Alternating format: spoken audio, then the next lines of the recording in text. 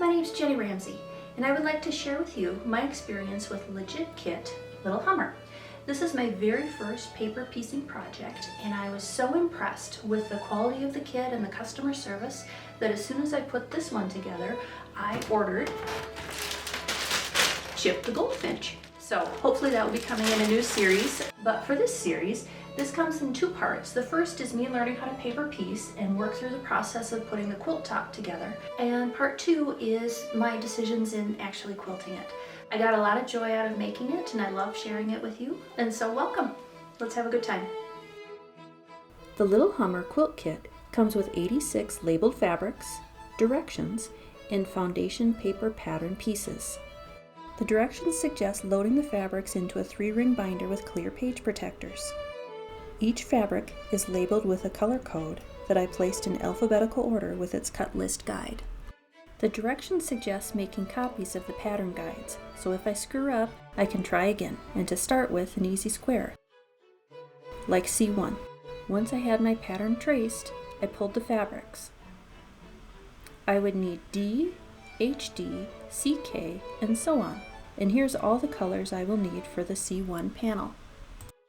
Next, I traced the pattern pieces onto the fabric. I traced a single line on every inside seam and a double line on the outside edges.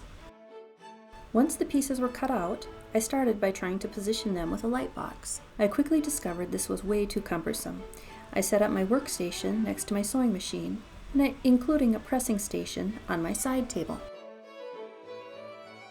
I shortened my stitch length to 1.5 and put in a big jeans or 100/16 needle. This helps with removing the paper from the back when I'm done. The pattern indicates piece 1 and 2. This is piece 1, and I placed it on the back of my paper foundation, holding it up to the light to make sure it was in the correct place, and then I pinned it. For piece number 2, I laid right sides together so my pencil marks are facing up towards me. I put a pin in one corner and then through the paper foundation.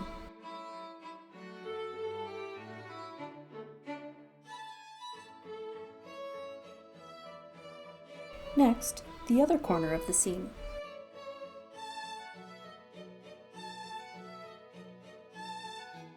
Now, I can't sew with 2 straight pins sticking vertically out of the bottom of my foundation.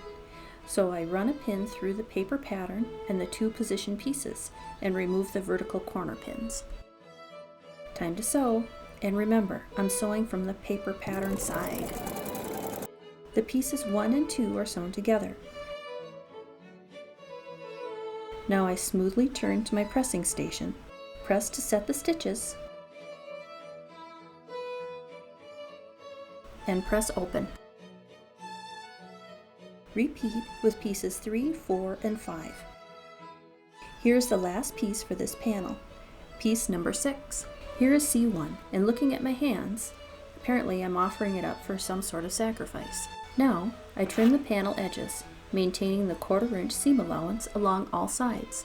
I'm going to let you in on a little secret here. When I started, I had no idea what I was doing, or how to make a video of it. So after my quilt was done, I redid C1 so I could videotape it. Initially, I started with D1. I am an experienced quilter, but this was my very first foundation paper piecing project, and my learning curve was steep. I just could not grasp that I was sewing from the paper side of the pattern and the fabric goes on the back. Fairly quickly, I cut up all my baby blue into small, unusable pieces. Legit Kit says, if a cut goes badly, just let them know, and they'll send another piece of fabric. I am amazed to say, I emailed them on a Saturday, I had a personal response by Monday morning, and a new piece of baby blue sent to my house within a week. The piece came with a handwritten personalized note.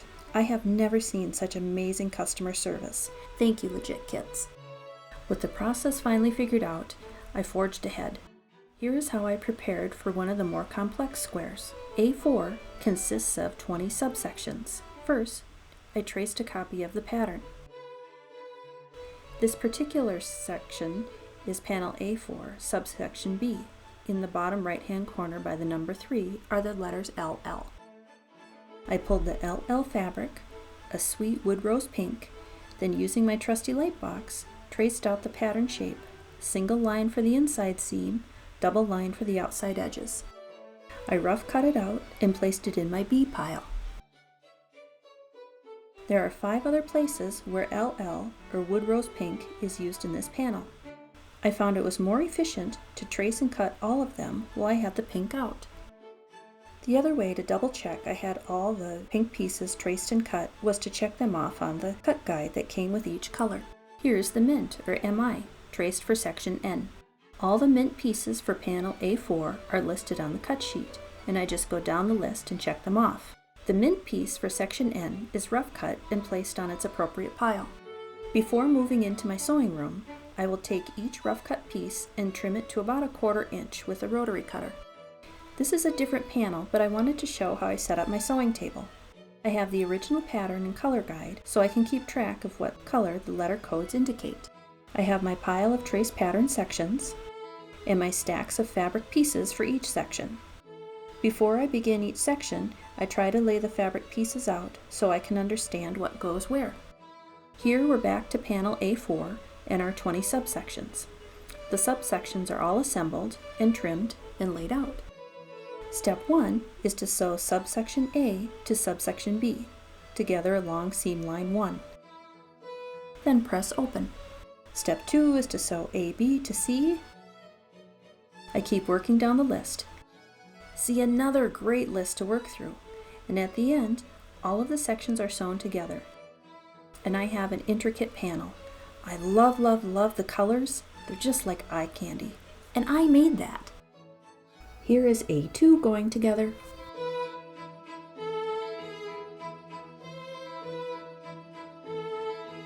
If you are interested in a more detailed description of how to construct the eye, please see my extra breakout video. As a bonus, I included a couple of tips I plan to use going forward, which I think will help my piecing precision. See the link in the comments, or at the end of this series. Otherwise, one of my favorite parts is watching the panels come together.